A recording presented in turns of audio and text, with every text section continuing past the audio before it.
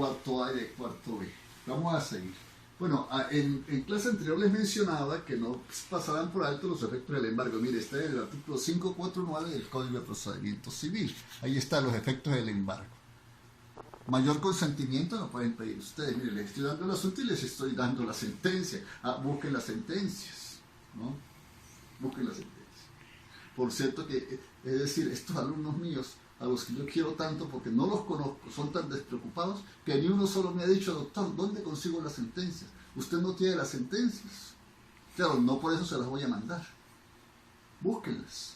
No tienen los datos, ¿no? Vamos a pensar en lo siguiente. Nosotros vimos hace algunas clases los procedimientos de ejecución forzada de la sentencia.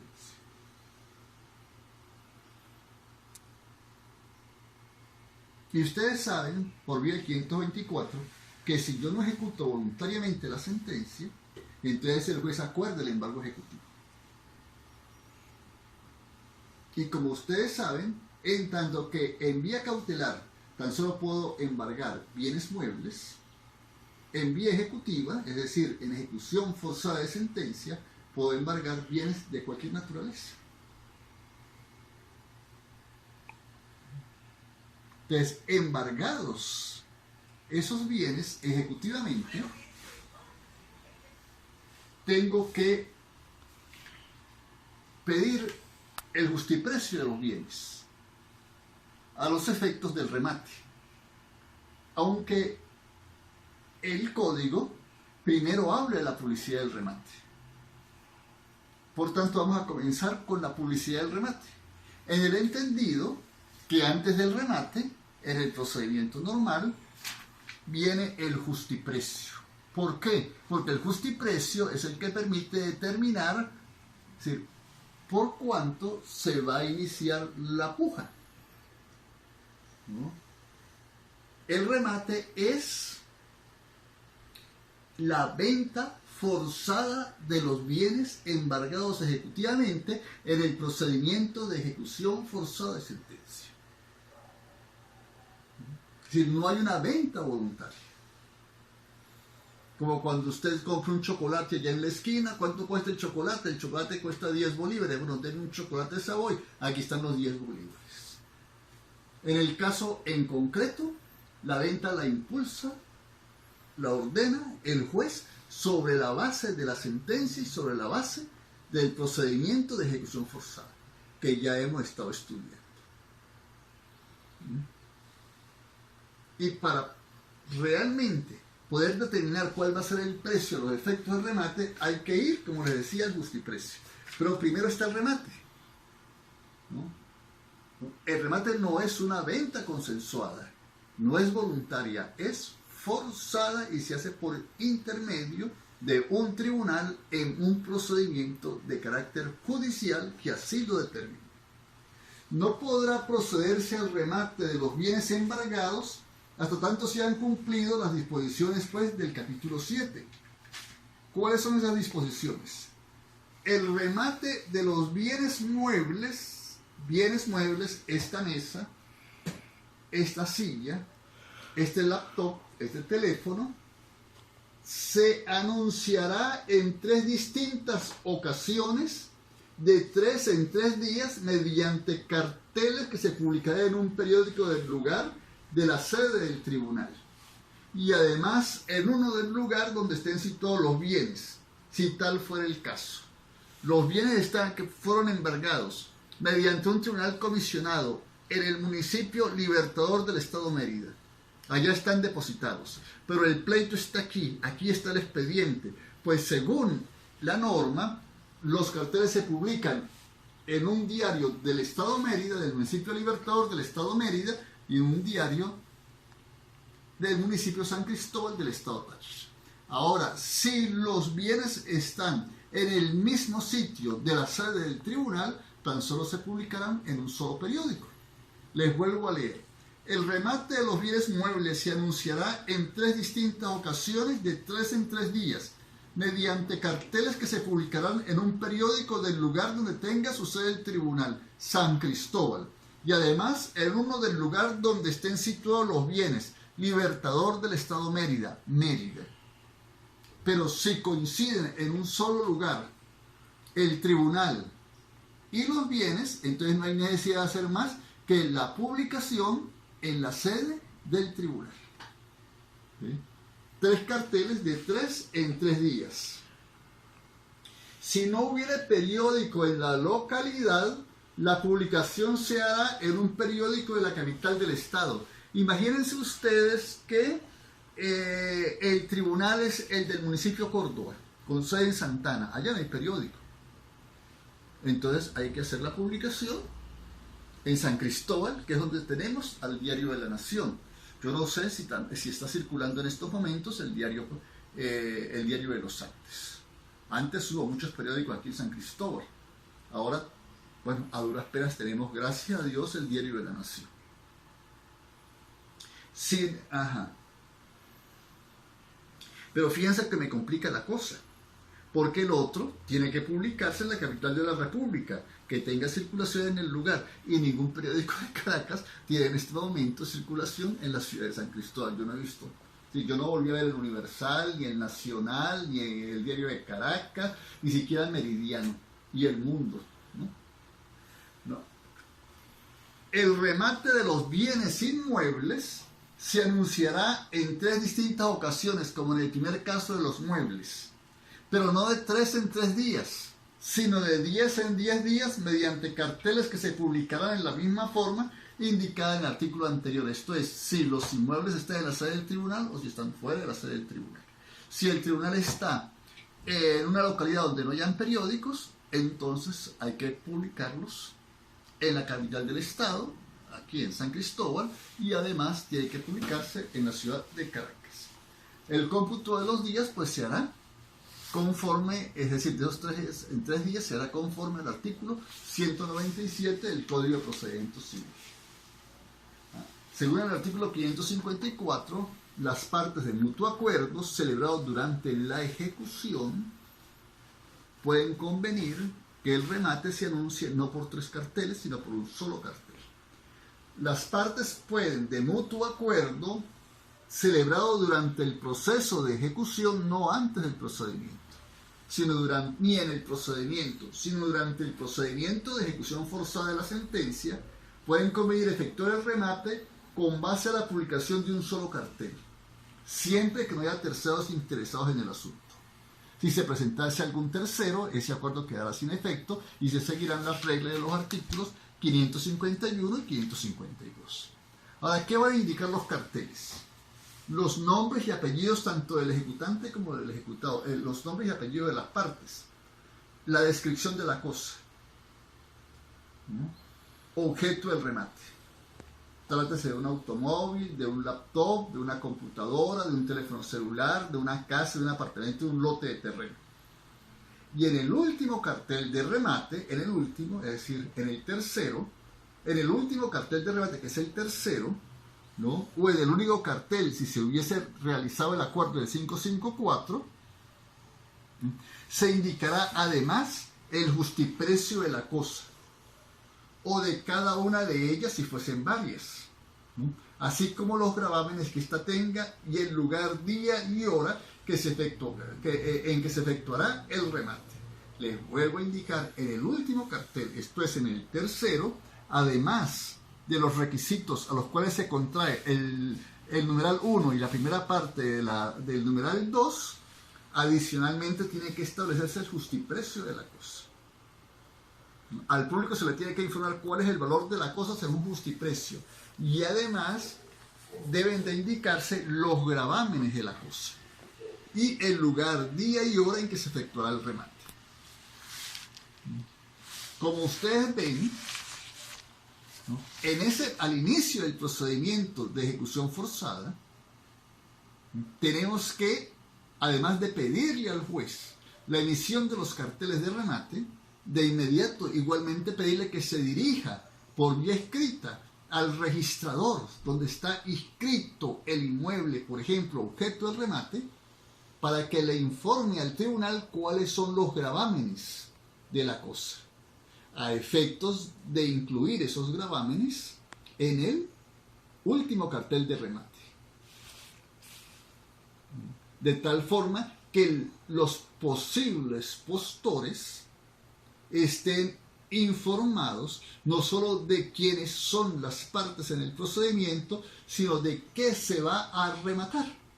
Y además estén informados del precio que se le ha adjudicado a la cosa a través de un justiprecio, de los gravámenes de la cosa y del lugar, día y hora en que se va a realizar el remate a los efectos de su participación. Dice la última parte del artículo 555, como les venía comentando, para conocer los gravámenes oficiará el juez con debida anticipación. Eso no es de un día para otro, por eso les digo al principio del proceso es decir, en la misma oportunidad en que usted pida los carteles. Para conocer los gravámenes oficiará el juez con debida anticipación al registrador del lugar donde está situado el inmueble, pidiendo noticia de ellos. Esta diligencia se hará por cuenta del ejecutante. Bueno, recordarán ustedes que según el 527,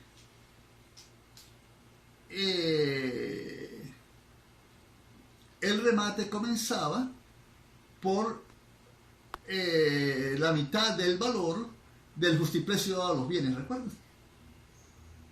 ¿No? Vamos a ver cómo se hace ese justiprecio. Después de efectuado el embargo, se procederá al justiprecio de las cosas embargadas. En el embargo cautelar, el justiprecio pues es una formalidad, pero ese justiprecio no es el definitivo. El justiprecio definitivo va a ser el que se realiza en el procedimiento ya de ejecución forzada, que trata el artículo 556. Después de efectuado el embargo, aquí se está refiriendo al embargo ejecutivo, se procederá al justiprecio de las cosas embargadas por peritos que nombrarán uno por cada parte, uno por el demandante, uno por el demandado. Si hay varios demandantes, tienen que ponerse de acuerdo al respecto. Y si hay varios demandados, igual sucede, ¿no? Porque es uno por cada parte, no uno por cada demandado o uno por cada demandante. Si hay 3 demandantes, esos 3 demandantes tienen que ponerse de acuerdo quién va a ser el perito. Y si hay 4 demandados, esos 4 demandados tienen que ponerse de acuerdo quién va a ser el perito.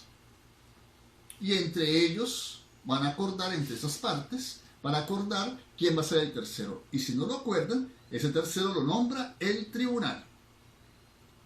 Las partes, al designar su perito, mire, esto es un requisito. Es fundamental, porque si usted no cumple con ese requisito, no va para el baile. El juez le nombra el perito. Las partes, al designar su perito, consignarán en el mismo acto una declaración escrita del designado, firmada por éste manifestando que acepta la elección.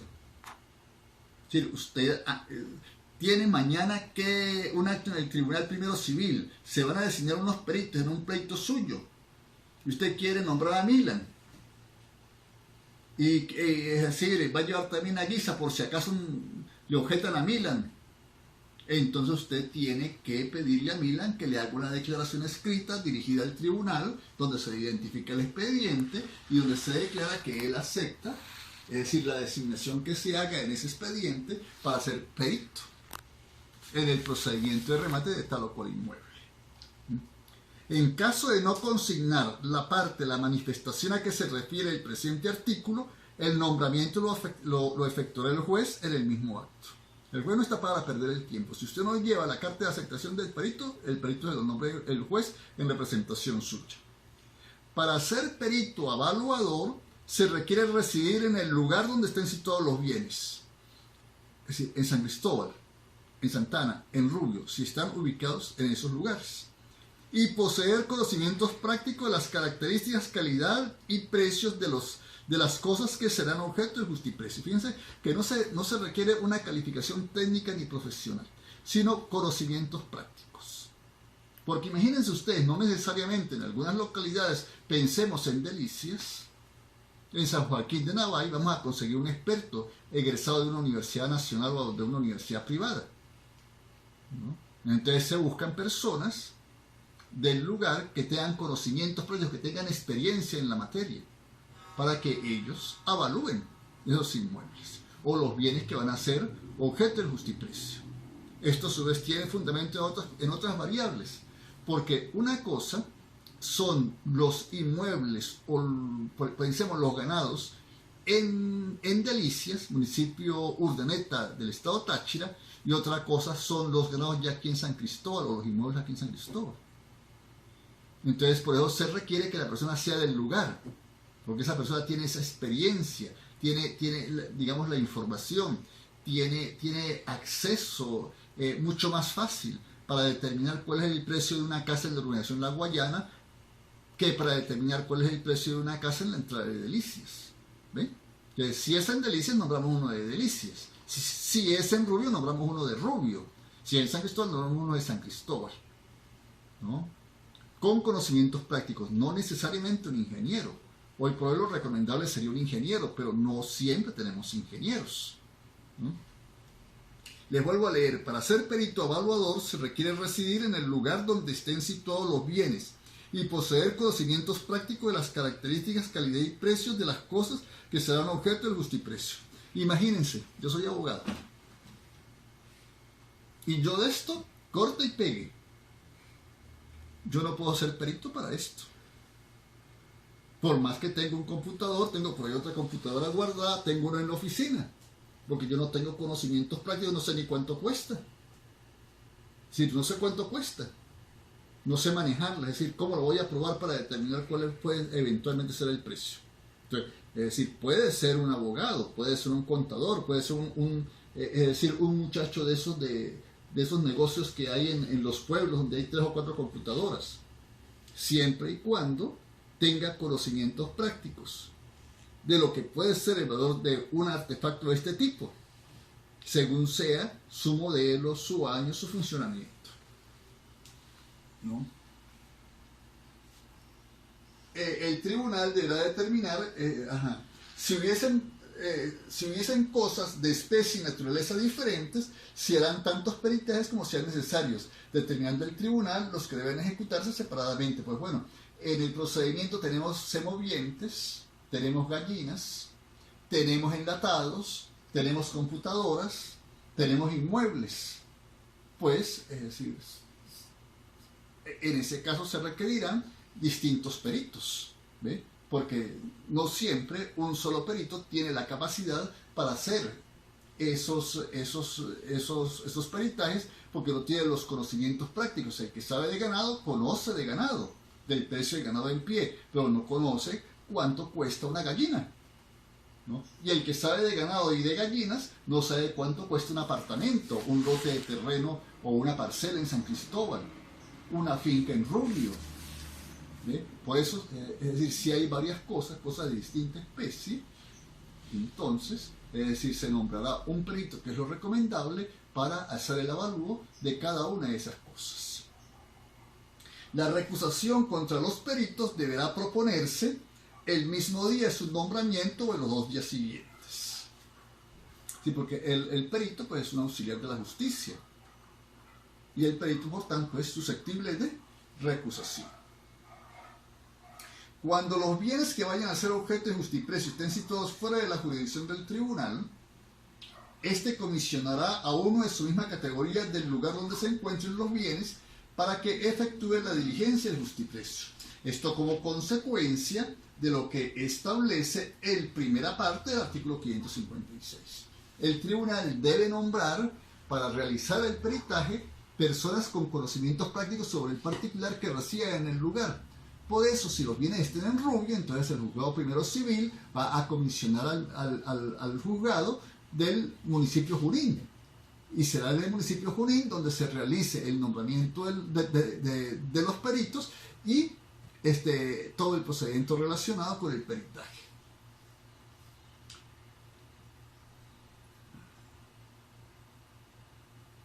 Bueno, designados los peritos y pasada la oportunidad de su recusación, Las partes presentarán al tribunal a los que hayan nombrado para que el juez les tome juramento de cumplir su encargo con honradez y conciencia.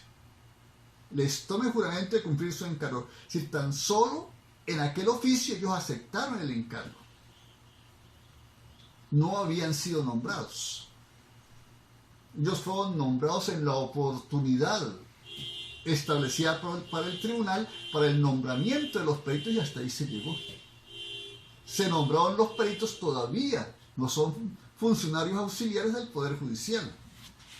Hay que juramentarlos en ejecución de una norma especial, ¿no?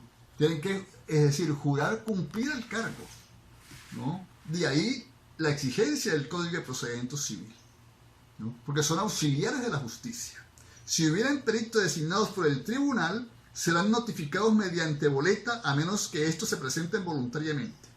Una vez juramentados los peritos, el juez, de acuerdo con ellos, fijará oportunidad para que concurran al tribunal y, reunidos en la oportunidad señalada, oirán las observaciones que desean hacerles las partes que puedan contribuir a la fijación del valor racional de las cosas. ¿Ve? Según los intereses en juego, cada una de las partes le va a decir por qué la cosa tiene tal valor o por qué su valor es este, según sean las condiciones y características de la cosa. No se les olvide a ustedes que no es lo mismo una casa en el barrio Rómulo Gallegos que una casa en el centro de San Cristóbal. Y no es lo mismo una casa en el centro de San Cristóbal que una casa en la urbanización Mérida. Y no es lo mismo una casa en San Cristóbal que una casa, por ejemplo, en el Milagro. ¿Ven? Entonces, todas las cosas, es decir, todas las observaciones las pueden hacer los peritos. No es lo mismo que vayamos a peritar un vehículo Corolla del año 2021 a que vayamos a peritar un vehículo Corolla del año 1985, por ejemplo. Es decir, los peritos hacen ese tipo de observaciones. Las partes, ¿no? Le hacen observaciones sobre las condiciones y características de las cosas.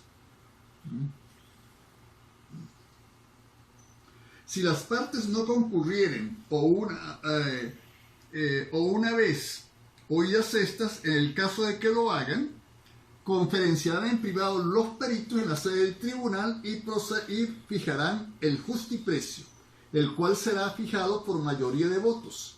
Si no pudiera haber acuerdo entre los peritos para la fijación del precio, entonces el juez oirá las razones y él terminará decidiendo cuál es el precio de la cosa. Este procedimiento del 558 es fundamental. Yo les digo a ustedes que generalmente no se cumple.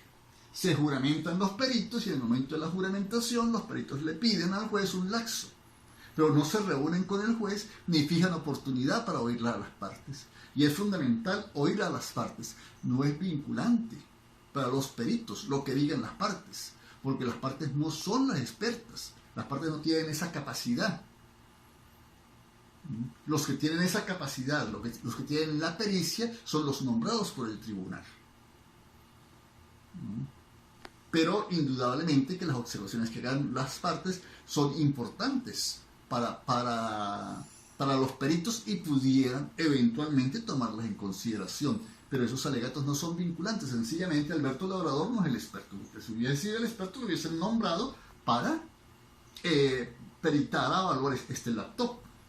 El experto es él. Pero si Labrador le puede decir, mire, la marca tal no es de las mejores marcas del mercado en materia de informática. Esa computadora tiene 10 años. Ese tipo de computadores tiene estas desventajas. Y la otra parte puede decir otra cosa, ¿no? Pero al fin y al cabo, esas cosas que decimos las partes, que firmamos las partes en ese acto del 558, por principio las manejan los peritos porque ellos tienen conocimientos prácticos sobre la materia.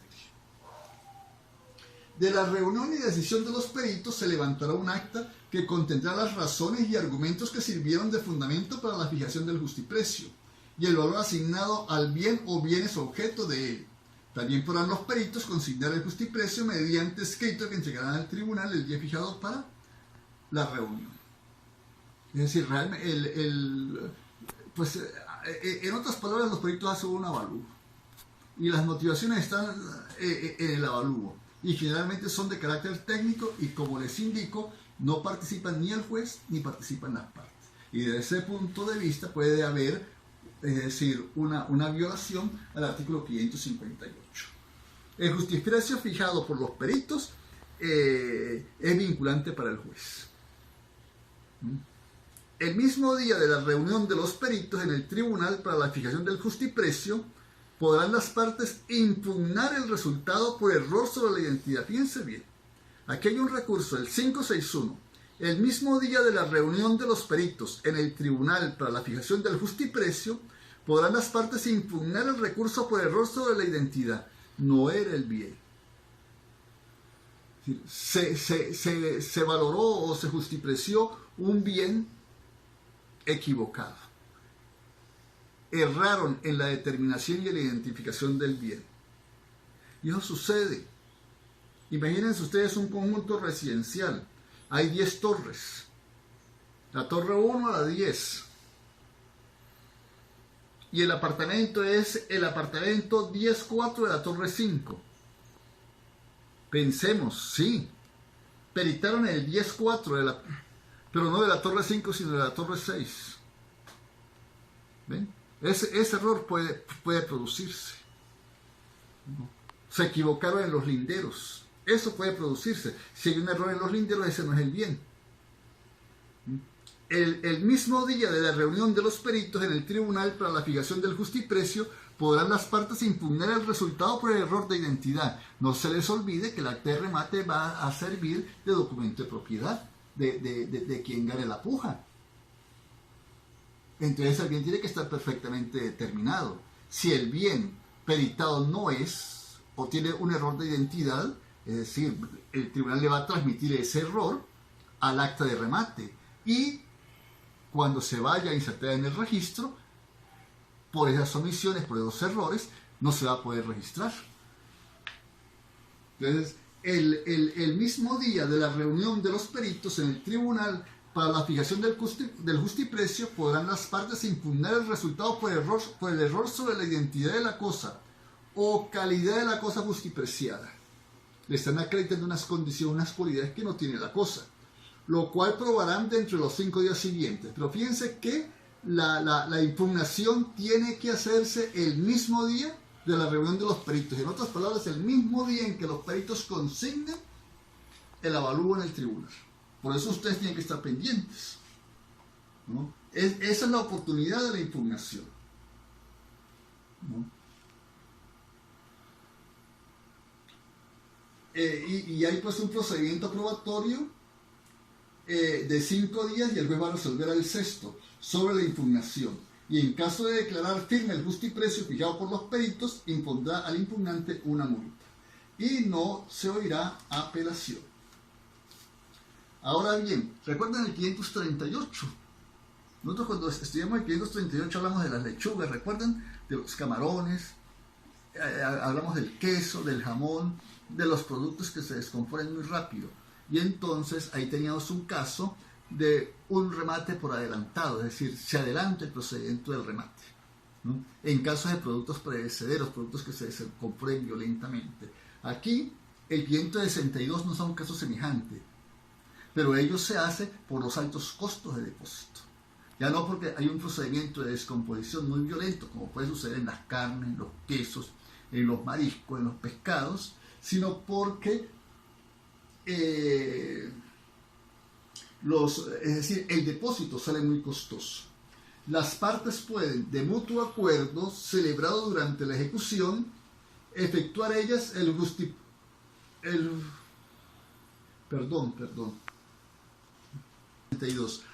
¿Ya? El artículo al que me estaba refiriendo es el 564, ¿no?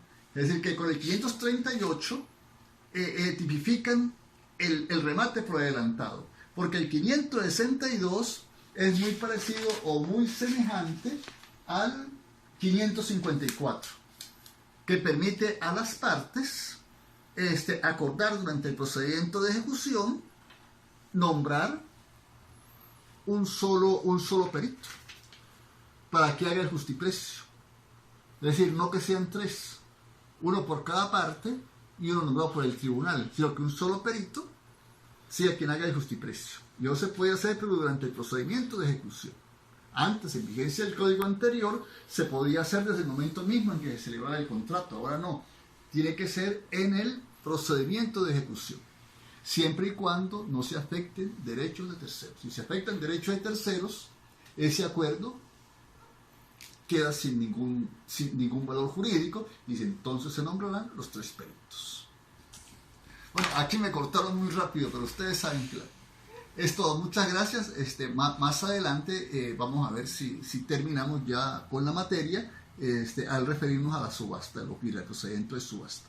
Muy agradecido a todos ustedes. No se les olvide Rangel Romberg, no se les olvide Enrique Larroche y algunos aspectos del doctor Borjas que sean interesantes. Y no se les olvide la jurisprudencia.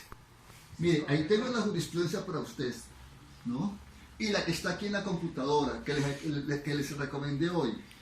Y tal es así que aquí tengo 2 libros de jurisprudencia. Ahí está, mire, el que tiene la cinta roja y el que está aquí acostado.